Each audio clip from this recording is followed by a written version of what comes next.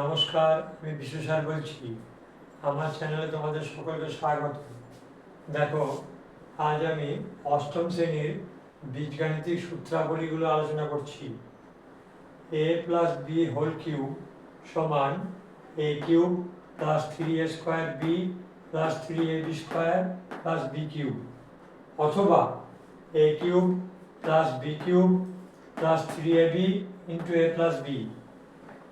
2 number, a minus B whole cube সমান a cube minus 3a² b plus 3ab² minus b cube, অথবা a cube minus b cube minus 3ab into a minus b।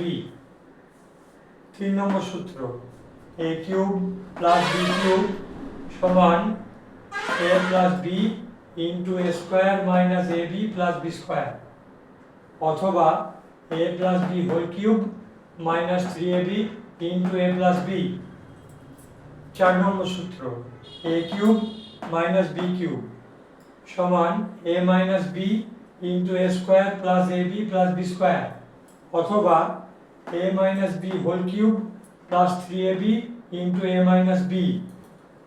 5 number সূত্র, a plus B plus C whole cube সমান a cube plus B cube plus C cube plus 3 into a plus B into B plus C into C plus A.